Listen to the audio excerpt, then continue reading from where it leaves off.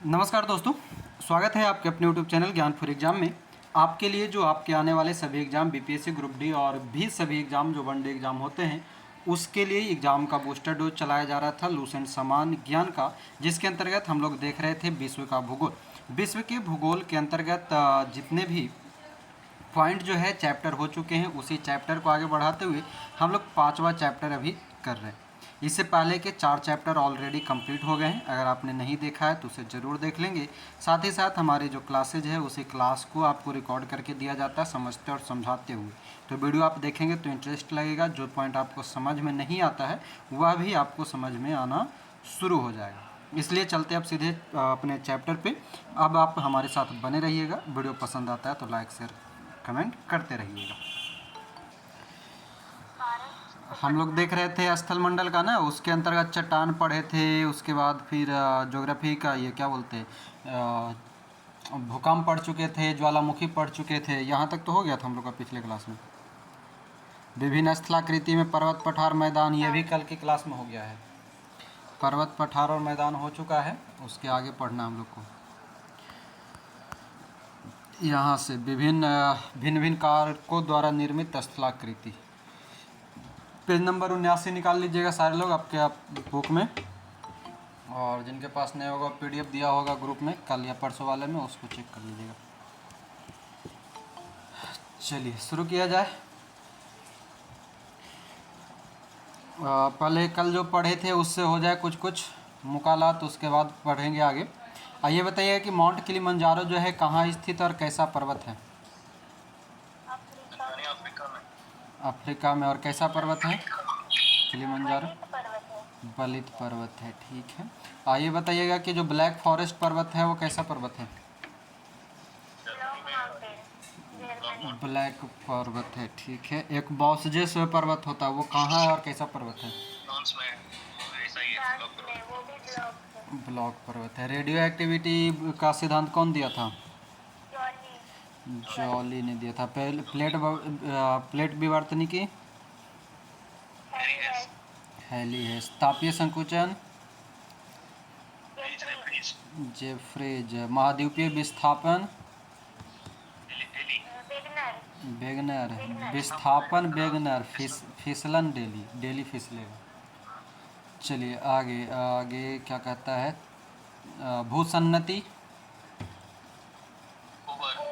कोबर, ठीक है। आगे आइए बताइएगा कि भारत का जो अरावली पर्वत है इसका सबसे ऊंची चोटी कौन सा? गुरु शिखर की ऊंचाई 17-22 मीटर। चलिए रामगढ़ गुंबद जो है कैसा पठार है? गुंबदाकार पठार। और एक बताइएगा जो ग्लेशियर मैदान होता है वो कैसे बनता है? हाँ, ग्लेशियर के पिघलने से बनता है। संप्राय मैदान कैसे बनता है?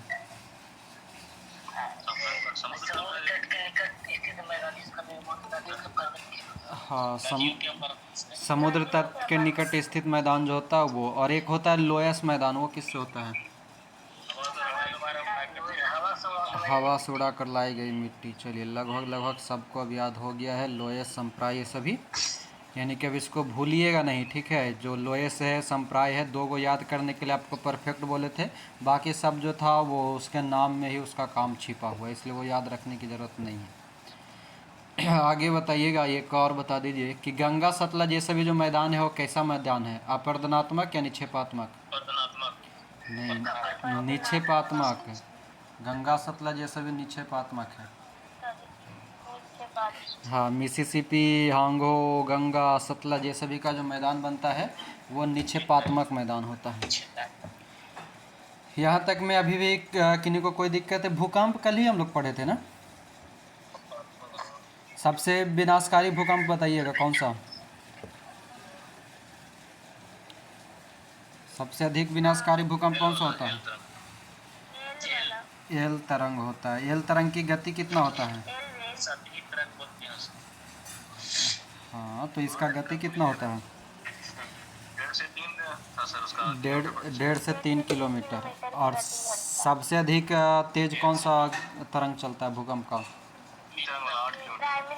प्राइमरी वाला 8 किलोमीटर। चलिए, और ये बताइएगा कि भूकंप के केंद्र तक पहुंचते पहुंचते कौन सा तरंग है जो लुप्त हो जाता है? PSL कौन सा? एस वाला।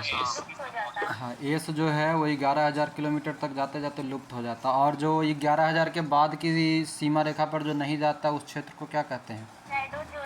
शैडो जोन बोलते हैं, छाया क्षेत्र कहते हैं। सिस्मोग्राफ से क्या मापते हैं? भूकंप की तीव्रता मापते हैं। ठीक है, चलिए, मतलब कि यह भी सबको लगभग लगभग याद हो गया है। एक और बता दीजिए, ठोस माध्यम में चलने वाला कौन सा तरंग? P, S या L? P वाला। हाँ, P जो होता है वो केवल ठोस में चलता है। चलिए, ठीक है, यानी कि भूकंप भी सबको याद हो गया और मिला जुला के स्थलाकृति भी लगभग लगभग सबको याद है। जिनका ना याद है वो याद रख लीजिएगा। विश्व की सबसे लंबी रिफ्ट घाटी कौन सा था? जॉर्डन नदी की घाटी। हाँ, चलिए, गैसा और बुट्टे जो पर्वत है वो कहाँ स्थित है? USA अमेरिका में स्थित है। चलिए, अब आइएगा अपने आज के इस टॉपिक पे, आइए पेज पे। हाँ, बाकी जिनका भी कल का क्लास छूटा होगा वीडियो देख लीजिएगा। आगे ये भिन्न भिन्न कारकों द्वारा निर्मित स्थलाकृति पढ़ेंगे। कल के क्लास में हम लोगों ने पढ़ा था भूकंप, और भूकंप के साथ पढ़ा था विभिन्न स्थलाकृति। विभिन्न स्थलाकृति को जो है हम निर्माण के आधार पर 3 भाग में बांटे थे: पर्वत, पठार और मैदान। पर्वत भी हम 3 प्रकार के पढ़ते हैं: ब्लॉक पर्वत, अवशिष्ट पर्वत और बलित पर्वत। उसके बाद हमने पढ़ा पठार, उसके बाद हमने पढ़ा पर्वत, उसके बाद हमने पढ़ा मैदान। तो ये 3 तरह के हम लोगों ने पॉइंट पढ़ा था। उसी में हम लोगों को एक और पढ़ना है भिन्न भिन्न कारकों द्वारा, यानी कि एक पर्वत, पठार और मैदान तो अलग अलग कारक से निर्माण हो गया, कुछ और भी कारण है जिसके कारण कुछ और भी स्थलाकृति बनता है, उसके बारे में भी हम लोग पढ़ेंगे। तो एक एक करके समझिएगा, और अगर बुक होगा साथ में तो 2-4 चीज़ें जो अंडरलाइन करवाएंगे उसको अंडरलाइन कर लीजिएगा। कभी कभी पूछा जाता है, ऐसे ये उतना खास नहीं है, नहीं भी याद होगा तो टेंशन ज़्यादा नहीं लीजिएगा। आइए देखिए क्या कहता है। पहला कहता है भूमिगत जल द्वारा निर्मित स्थलाकृति, यानी कि भूमि के अंदर जो जल होता है उससे जो कुछ भी स्थलाकृति बन जाता है उसमें कौन कौन सा होता है। तो सबसे इम्पोर्टेंट खाली आपको ये पहला जो पॉइंट लिखा हुआ है उत्स्रुत कुआं, ये आपको याद रखना है। बाकी और कोई भी नहीं याद रहेगा तो चलेगा। गीजर है, घोलरंध्र है, डोलाइन है, कॉस्ट झील है, युवाला, युवाला ये क्या अंडरलाइन कर लेंगे। पोलिए, कंदरा, अस्टेलेक्टाइट, अस्टेलेगमाइट और लैपी, ये सभी के सभी जो है ये हमारा क्या है। और एक इधर डोलाइन देख लीजिएगा, डोलाइन को भी कभी कभी पूछ लेता है। तो ये 3 पॉइंट आपको याद रखना है। भूमिगत, भूमि के नीचे से बनने वाली जो स्थलाकृति होती है वो उत्स्रुत कुआं, मोस्ट इंपॉर्टेंट आपको यही याद रखना, उत्स्रुत कुआं किससे बनता है? तो भूमिगत जल द्वारा निर्मित एक स्थलाकृति होती है आर्टेशियन वेल। नोट क्या कहता है कि सर्वाधिक उत्स्रुत कुआं ऑस्ट्रेलिया में पाया जाता है, ये आपको याद रखना है, नोट है यानी कि इम्पॉर्टेंट है। दूसरा आता है सागरीय जल द्वारा निर्मित स्थलाकृति, यानी कि सागर में जो जल होता है उसके अंतर्गत है सर्फ, बेलाचली, तंगरिका, पुलीन, हुक, लूप और टोम्बोलो, जिसमें से एक तंगरिका को अंडरलाइन कर लेंगे और एक टोम्बोलो को याद रखो।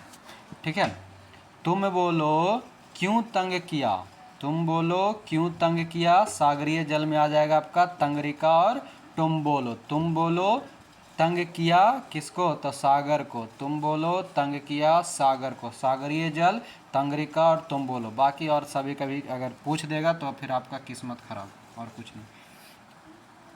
तीसरा है हिमनद द्वारा निर्मित स्थलाकृति, हिमनद मतलब बर्फ से बने हुए।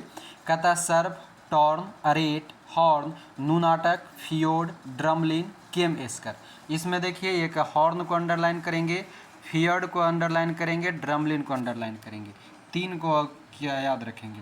हॉर्न, फियोर्ड और ड्रमलिन, ये 3 जो होता है वो हमारा हिमनद का है। बाकी और जो भी है वो आप सबको याद रखिए, आपकी इच्छा। नोट में कहता है कि ड्रमलिन मुख्य रूप से समूह में मिलते हैं, इसी कारण ऐसी स्थलाकृति को अंडे की टोकरी की स्थलाकृति कहा जाता है, बास्केट ऑफ एग टोपोग्राफी। इसलिए आपको हमने बोला कि ड्रमलिन को याद रखें। अंडे की टोकरी के स्थलाकृति ड्रमलिन को, जबकि कुछ कुछ हमारे यहाँ राज्य है, एक राज्य है जिसको हम अंडा की टोकरी कहते हैं। जल्दी से बताइएगा कौन सा राज्य? आंध्र प्रदेश। ठीक है, आंध्र प्रदेश। उसके बाद है पवन द्वारा निर्मित स्थलाकृति। चौथा नंबर क्या है? पवन द्वारा निर्मित स्थलाकृति, जिसमें कौन कौन सा है? ज्यूगेन, यारडंग, इंसेलबर्ग, छत्रक, प्लेया, लैगून, बरखान, लोएस और पेडिप्लेन। इसमें से कौन कौन याद रखना है? देखिए, प्लेया याद रखेंगे, लैगून याद रखेंगे, बरखान याद रखेंगे, लोयस याद रखेंगे। कंटिन्यू चार गो, प्लेया, लैगून, बरखान और लोयस, ये पवन से बनता है। प्लेया और लोयस, लोयस अभी हम लोग पढ़े थे, लोयस मैदान, हवा द्वारा उड़ाकर लाई गई मिट्टी, वही वाला बना हुआ यहाँ पर भी है। लोयस जो है, लोयस, बरखान, लैगून और प्लेया पवन द्वारा निर्मित स्थलाकृति। पांचवा जो है समुद्री तरंग द्वारा, वेव्स द्वारा जो स्थलाकृति बनता है, उसमें कौन कौन सा? समुद्री भृंगु, भुज्युहा, लैगून झील। ध्यान देंगे, लैगून झील समुद्री से बनेगा। एक लैगून जो है वह स्थलाकृति है हवा द्वारा, पवन द्वारा बना हुआ। एक लैगून झील है जो समुद्री तरंग से बनता है। देखो, रिया तट को याद रखिएगा, जो कि भारत का पश्चिमी तट को ही रिया तट कहते हैं, ये आपको याद रखना है।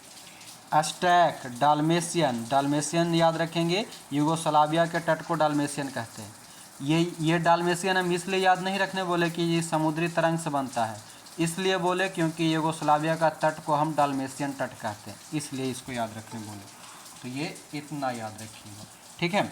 तो ये हो गया आपका समुद्री तरंग से निर्मित स्थलाकृति। सर क्लास आज नहीं होगा? क्लास तो चल रहा है, होंगे फ्री वाला ग्रुप में, तो ग्रुप में लिंक नहीं गया होगा। चलिए आगे देखिए, भी आकार की घाटी नदी से बनती है। भी आकार की घाटी जो है किससे बनेगा? नदी से बनता है। गॉर्ज का निर्माण नदी की युवावस्था में होता है। ये सब पॉइंट आपको डायरेक्टली सीधे सीधे याद रखना है। भी आकार की घाटी कहाँ? तो नदी से बनेगा। गॉर्ज का निर्माण किससे होगा? तो जब नदी नया नया जवान होता है ना, तो जवानी में जो है उसको गॉर्ज कहते हैं। नदी की जवानी की अवस्था को गॉर्ज कहते हैं। फिर कहते हैं लटकती घाटियाँ, बहुत ही बेहतरीन है यहाँ पे। लटकती घाटियाँ यू आकार की घाटी एवं मोरेन हिमानी क्षेत्र में बनते हैं। यू आकार की घाटी के तल चौड़े व किनारे चिकने तथा ढाल तीव्र होते हैं। क्या होता है? लटकती घाटियाँ, यू आकार की घाटियाँ और मोरेन जो है ये सभी हिमानी क्षेत्र में बनता है। कहाँ पर? मतलब बर्फीली क्षेत्र में। यू आकार की घाटी के जो तल होते हैं चौड़े और किनारा जो होता है चिकना तथा ढाल तीव्र होता है। तो ये इतना याद रखिए। फिर आता है हमारा जल निर्गम छिद्र, यानी कि सिंक होल और कास्ट मैदान चूना क्षेत्र के स्थलाकृति में पाए जाते हैं। डायरेक्टली याद रखिएगा। याद आ रहा है? कास्ट मैदान कल पढ़े थे। क्या है कास्ट मैदान? जल्दी बताएंगे। कास्ट मैदान क्या है? चूने पत्थर की चट्टानों के घुलने से निर्मित मैदान को हम क्या कहते हैं? कास्ट मैदान कहते हैं। और जल निर्गम छिद्र जो है यह भी चूना पत्थर से बनता है। फिर आता है मरुटिब्बा, सैंड ड्यून्स कहते हैं। मरुटिब्बा, मरुटिब्बा क्या है? कि हवा के तेज वेग से बने रेतीले टीलों को कहते हैं। हवा के तेज वेग से बने रेतीले टीलों को मरुटिब्बा कहते हैं। टीला टिब्बा कहलाएगा किससे? जब तेज हवा चलेगा तो बालू से बनने वाली जो टीला होगा वो मरुटिब्बा कहलाएगा। इसके निर्माण के लिए अवरोध का होना आवश्यक है। नव चंद्राकार टिब्बे जिनकी भुजाएं पवनों की दिशा में निकली होती है बरखान कहलाता है। बरखान आपको याद रखना होगा, यानी कि मरु टिब्बा की ही जो भुजाएं होती है पवन की दिशा में निकली होती है। मतलब पवन जने बहेगा ना, उधर की ही एक मतलब कि बालू वगैरह आप जमा कीजिएगा, ठीक है। आंधी तूफान जब आता है उस समय, और जब उसको जमा कीजिएगा और जमा करने के बाद जिधर की ओर हवा चलेगा उस साइड से देखिएगा तो वो आगे की ओर, जिधर से हवा आएगा उधर से ऊपर की ओर धीरे धीरे बढ़ते जाता है आगे की ओर, तो उसको कहा जाता है बरखान। अगर हवा बालू ये नहीं समझ में आ रहा है तो जिनके यहाँ खेती बाड़ी होता होगा वो भूसा निकलता होगा धान जब कुटाने के समय, तो देखिएगा भूसा जहाँ पर फेंकाता है उस समय से धीरे जैसे जैसे आगे से वो पीछे की ओर टिल्ला बनते चला जाता है, एक ढलान के ऊपर में नीचे से ऊपर की ओर जाता है, तो उसको बोलते हैं बरखान, ठीक है। तो मरु टिब्बा ही जो है जब पवन की दिशा की ओर निकल जाए तो बरखान कहलाता है। अगला जो है बहुत ही इम्पॉर्टेंट है, ज़रा याद रखिएगा। कहता है कि बहुत गहरी हिमनद गर्ते जिनमें समुद्री जल भर जाता है तथा जो समुद्री तटरेखा पर होती है उसे फियोर्ड तट कहते हैं। फियोर्ड तट बेहतरीन है और अभी हम ऊपर पढ़ चुके हैं। फियोर्ड तट जो होता है वह हिमनद द्वारा निर्मित स्थलाकृति होती है। उसी प्रकार यहाँ पर क्या बोला कि बहुत गहरी हिमनद मतलब गहराई होगा जिसमें समुद्र का जल भर जाएगा और भर जाने के बाद वो हमारा समुद्री तटरेखा के जैसा दिखाई देगा, जो यानी कि समुद्री तटरेखा पर होता है, वैसे हम क्या कहते हैं, फियोर्ड कहते हैं, फियोर्ड कहते हैं। सर्क गहरे लंबे एवं चौड़े गर्त है जिसकी दीवार तीव्र ढाल वाली सीधी अवतल होती है। अधिकतर सर्क हिमनद घाटियों के शीर्ष पर पाए जाते हैं और हिमनद के पिघलने पर जल से भरी सर्क को सर्क झील या टॉर्न झील कहते हैं। हिमनद के पिघलने से जल से भरी हुई सर्क जो होगा यानी कि जो गर्त होता है वही लंबा चौड़ा और गहरा हो जाए तो वो सर्क कहलाता है। गर्त का ही विस्तारित रूप सर्क कहलाता है और वो सर्क जो है बर्फ़ से पूरा भर जाए तो उस भरने के बाद जो पानी जो है यानी कि बर्फ़ जब पिघल जाए तो वो सर्क झील कहलाता है या उसी को हम टॉर्न झील कहते हैं। कहता है कि सर्क के शीर्ष पर अपर्दन होने से हॉर्न निर्मित होता है, यानी कि गर्त के विस्तारित रूप सर्क कहलाता है और सर्क के शीर्ष पर अपर्दन होने से हॉर्न का निर्माण होता है। आल्प्स पर्वत की चोटी मैटरहॉर्न तथा हिमालय पर्वत की सबसे ऊंची चोटी एवरेस्ट वास्तव में हॉर्न है। क्या है?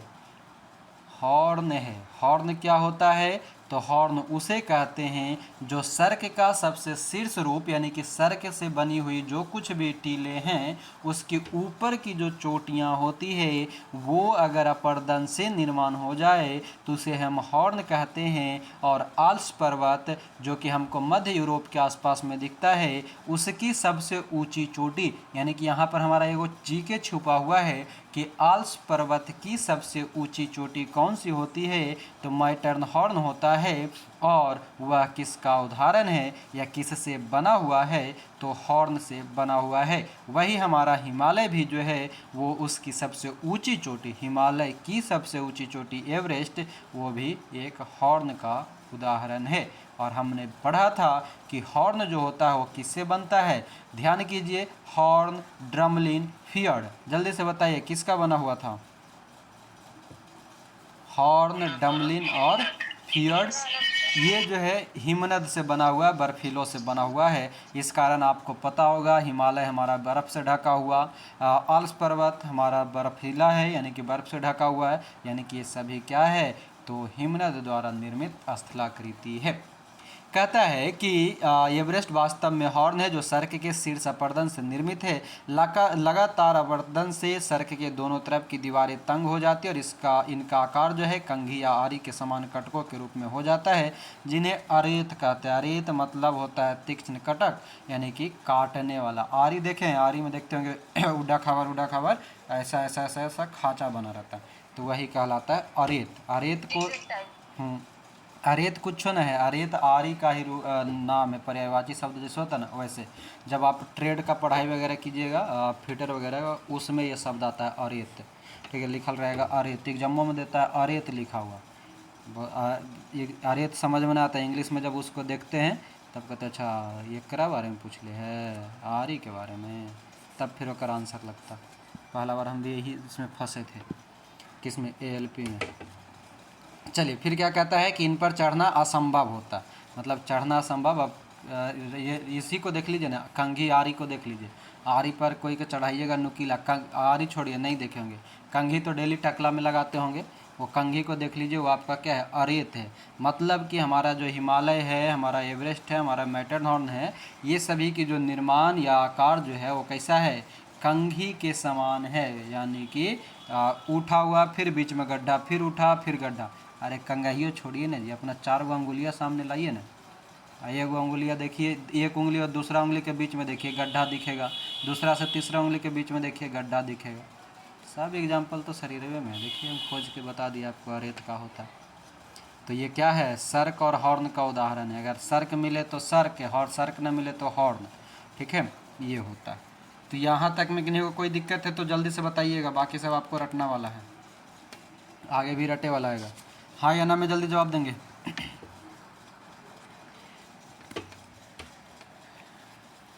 बोलिए जल्दी।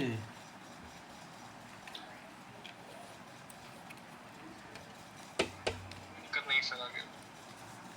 चलिए एक बार हम एक बार फिर से इसमें जो जो इम्पोर्टेंट बताए थे उसको हम रिपीट कर रहे हैं, ज़रा ध्यान से सुनिएगा।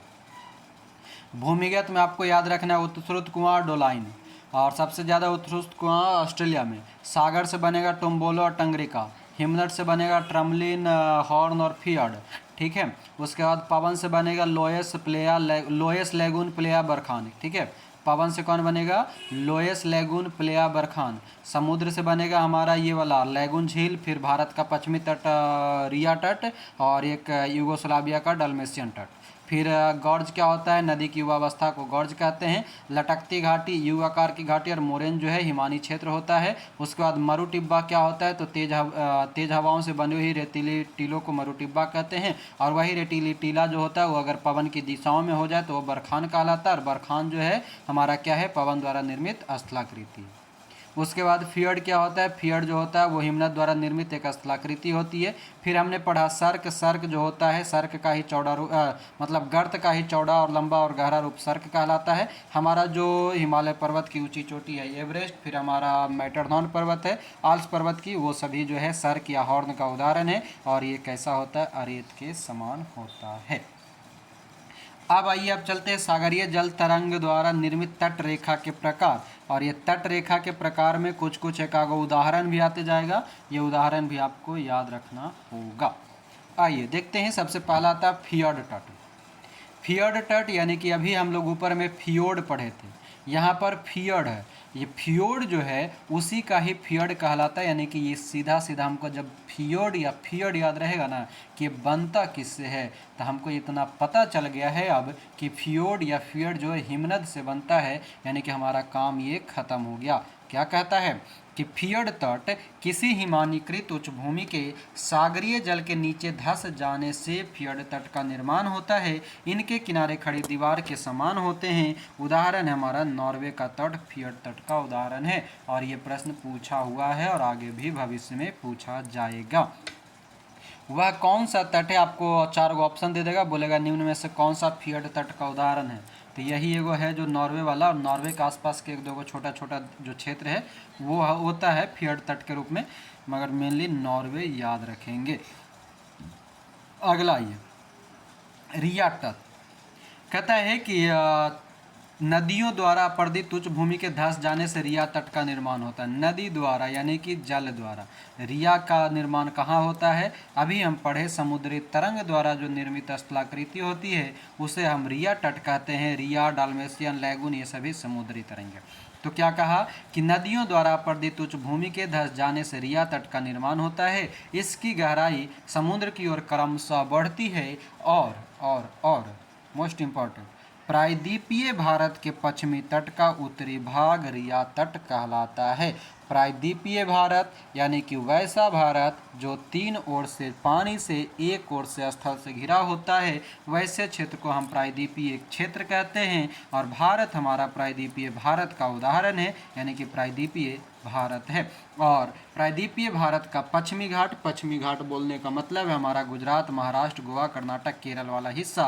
और वहाँ पर स्थित उत्तरी भाग यानी कि हमें जो रिया तट मिलता है, दिखाई देता है, वह अधिकांशतः गोवा के ऊपर वाला हिस्सा यानी कि लगभग महाराष्ट्र और गुजरात का हिस्सा जो होता है वो रिया तट के नाम से जाना जाता है। तो इसको भी याद रखेंगे कि भारत का कौन सा तट या कौन सा क्षेत्र जो है रिया तट के नाम से जाना जाता है, तो हमारा कहलाएगा भारत के पश्चिमी घाट या पश्चिमी तट के उत्तरी भाग ही रिया तट कहलाता है। जैसे हम लोग कोरोमंडल तट पढ़ते हैं, मालाबार तट पढ़ते हैं, उत्तरी सरकार तट पढ़ते हैं, वैसे ही एगो और तट याद रख लीजिएगा, रिया तट। और ये कहाँ पर मिलेगा रिया? तो पश्चिमी घाट पर, उत्तरी घाट। अरे रिया चक्रवर्ती महाराष्ट्र में फेमस है ना जी, पहचानते हैं रिया चक्रवर्ती को? कौन कौन पहचानते हैं? पहचानते हैं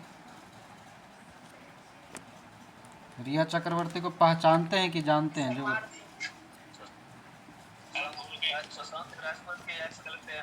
सुशांत सिंह राजपूत की एक्स गर्लफ्रेंड। तो आप पहचानते हैं कि जानते हैं जो हम पूछ रहे हैं?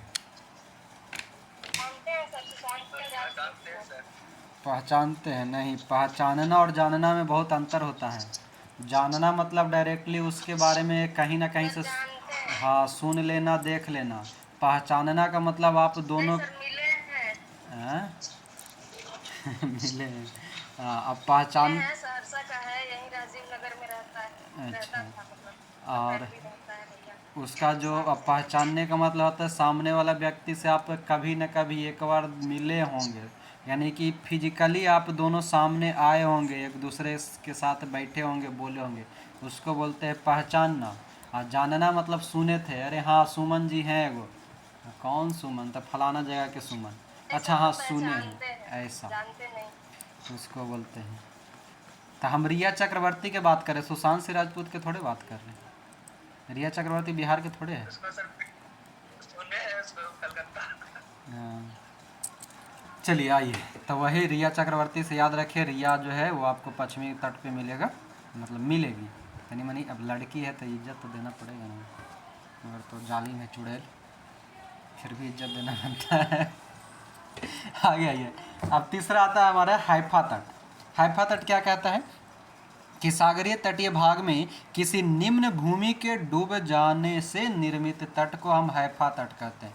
मतलब सागर के तट पर कोई ज़मीन है और ज़मीन अगर डूब जाए, डूब गया तो कहेगा हैफा। एगो हमने ही पानी जब उठता है ना, पानी जब उछलता है सागर में, जब लहर उठता है तो सागर वाला जो विदेशियन रहता है, सीबीएसई वाला, वो कहता है लहर मार रहा है, हमने कहते हैं हल्फा मार रहा है, नदिया में हल्फा मार रहा है ना। तो हल्फा मारता तो क्या होता है, नीचे वाला पानी आ जाता है ऊपर ज़मीनवा पे, और ज़मीनवा पे आ जाता है तो ज़मीनवा जाता है डूब, तो हम लोग क्या कहते हैं हल्फा मार के तो डूब गए। ठीक है, तो हैफा तट क्या होता है, सागरीय तटभाग में किसी निम्न भूमि के डूब जाने से निर्मित तट को हैफा तट कहते हैं। और इस पर रोधिकाओं की समानांतर श्रृंखलाएं मिलती है, जिससे ये सागरीय जल घिर कर लैगून झीलों का निर्माण करता है। और यूरोप का बाल्टिक तट हैफा तट का उदाहरण है। बस यही एगो याद रखना है हमको, यूरोप का जो बाल्टिक तट है वो हैफा तट का उदाहरण है, तो ये हमको याद रख लेना है।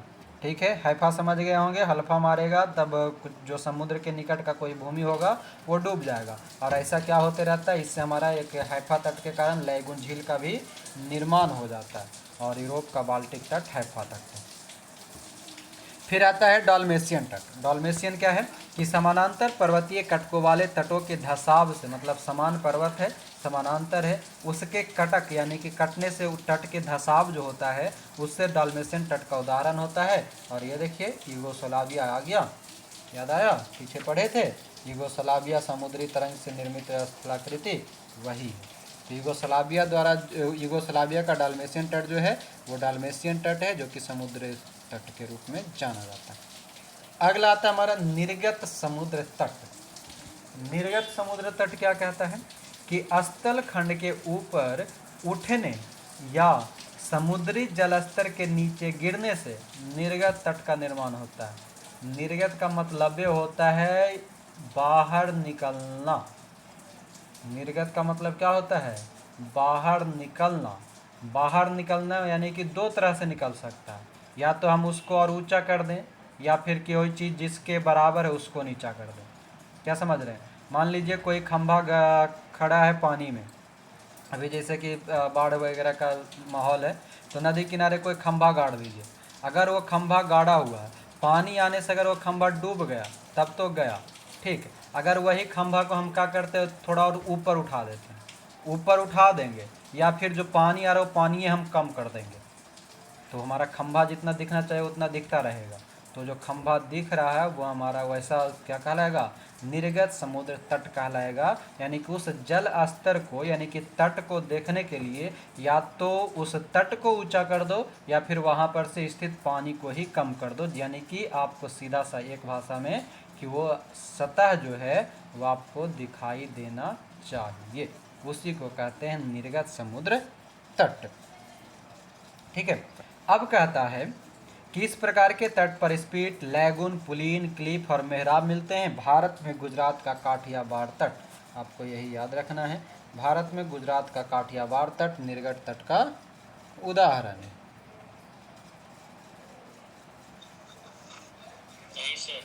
नहीं है। तो ये हमारा पूरा तट हो गया समाप्त। क्या हो गया?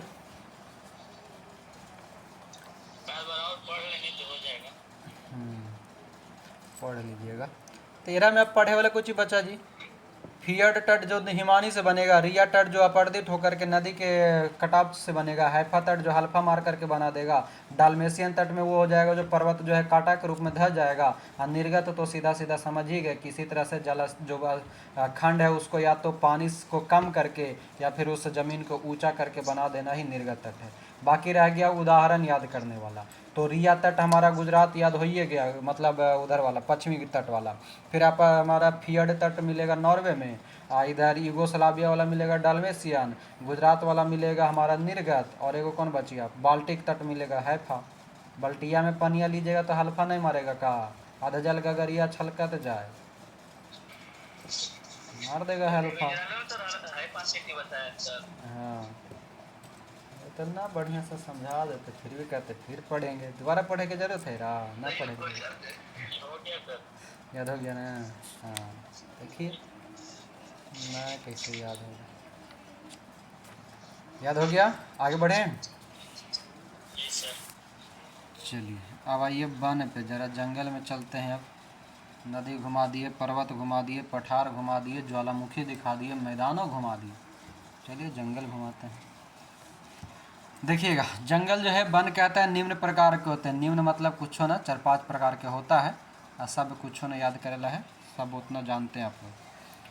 पहले एरा आगे बढ़े से पहले हमरा तनी सा समझा ई द कि उष्ण कटिबंध केरा कहेंगे, उपोष्ण केरा कहेंगे, शीतोष्ण केरा कहेंगे और ध्रुव केरा कहेंगे। कितना कितना से डिग्री तक के है जो बता दीजिए हमको। 0 से 30, उपोष्ण कहेंगे 35 से 45 और शीतोष्ण 45 से 66 और ध्रुवी 66 से 90। सही बोले हैं।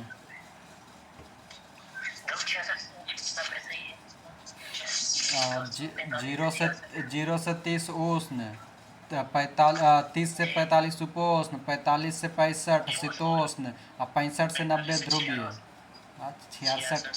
66 एगो ओकरा साइड कर देते हैं हमें, वो एगो अपना माइंड में खाली रखिए, क्वेश्चन आएगा तब याद रखने के लिए। 45 65 है, सीक्वेंस बनाए ना, एक 5-5 का मल्टीपल में लेके चलिएगा, सही रहेगा। जैसे 0 से 30 हो गया, 30 से 45 हो गया, 45 से 65 हो गया, 65 से 90 हो गया, 15 का मल्टीपल बना दीजिए, काम हो जाएगा हमारा। क्या समझे? बाकी तो अपना एग्ज़ाम में आएगा तो कह देंगे 66 67 एक आगो आगे पीछे वाला, बाकी उतना अपना दिमाग में रहना चाहिए कॉमन सेंस में, इसलिए। क्या समझे? चलिए ठीक है, सबको क्लियर है। उष्ण, उपोष्ण, शीतोष्ण और ध्रुवीय। अब देखिए कहता है सबसे पहला हमारा उष्ण कटिबंधीय सदाबहार वन। यहाँ से आपको एक दो प्रश्न मिलेगा और मिलता रहता है और मिलेगा भी। ठीक है, पहला कहता है उष्ण कटिबंधीय सदाबहार वन। इस प्रकार का वन विषुवतरेखीय प्रदेश और उष्णकटिबंधीय प्रदेशों में पाए जाते हैं जहां 200 सेंटीमीटर से अधिक वर्षा होती है। यहाँ पेड़ों की पत्तियां चौड़ी होती है। उष्णकटिबंध कहाँ मिलेगा? विषुवत रेखा पर यानी कि 0 डिग्री पर। और उष्णकटिबंधीय प्रदेश मतलब उष्णकटिबंध यानी कि 0 से 30 डिग्री के बीचवा में जितना भी मिलेगा उसको हम कहते हैं उष्णकटिबंधीय सदाबहार वन। 200 सेंटीमीटर वर्षा चाहिए, पत्ता जो होता है वो चौड़ा होता है। प्रश्न यह भी पूछा जाता है कि किस वन का पत्ता जो होता है, किस वन के पेड़ों का पत्ता जो होता है चौड़ा होता है, जिसके लिए अधिकतम वर्षा 200 सेंटीमीटर होती है। उष्णकटिबंधीय सदाबहार वन। नोट कहता है कि एनाकोंडा विश्व का सबसे बड़ा सांप है जो कि उष्णकटिबंधीय सदाबहार वन में ही पाया जाता है। एनाकोंडा मिलेगा उष्णकटिबंधीय सदाबहार वन में। दूसरा है उष्णकटिबंधीय अर्ध पतझड़ वन, आधा पतझड़ वाला, मतलब समय समय पर झड़ते रहता है। कहता है कि 150 सेंटीमीटर से कम वर्षा वाले प्राप्त करने वाले वन को उष्णकटिबंधीय अर्ध पतझड़ वन कहते हैं। और इसका एग्जाम्पल भाई याद रख लीजिए, क्या क्या है एग्जाम्पल में? साला है, सागवान है और बांस है। साल, सागवान और बान। अच्छा साल है जी, हमको लगा साला है। साला साग बनाओ, नहीं समझे? साला साग बनाओ। बनाओ मतलब कौन चीज़? साग कैसा रहता है? पत्ता रहता है ना, तो आधा आधा पत्ता तोड़ के साग बनाइएगा ना, दर्द पतझड़ बन हो गया ना, तो साला साग बनाओ। याद हुआ? बोले जी, ना याद होगा आपको। आइए तीसरा नंबर पे आइए। तीसरा कहता है विश्वत बनिए विश्वत रेखीय वन।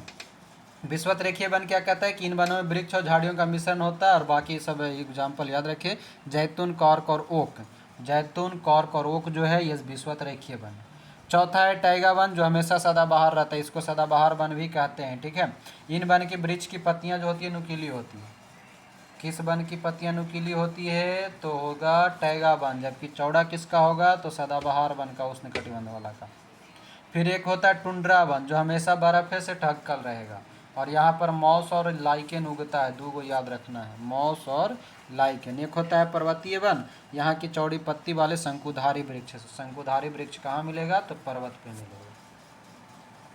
वन में किन्हीं को कोई दिक्कत? जल्दी से हाँ या ना। नहीं सर। बाकी सब सुतल हैं का जी? एक बार सर ये बोल दीजिएगा 0 से 30 डिग्री उष्णकटिबंधीय और क्या क्या बोले थे? उष्णकटिबंधीय 0 से 30, उपोष्ण 30 से कर दीजिए 45, और का ओकर बाद हो गया एगो बचिया शीतोष्ण 45 से 65, ओकर बाद ध्रुव पे चल जाइए 65 से 99, 90 सॉरी 90, 65 से 90। शीतोष्ण कितना बोले? 45 से? शीतोष्ण कर दीजिएगा 45 से 65, मतलब होता 66 है, 65 करके याद रखिए।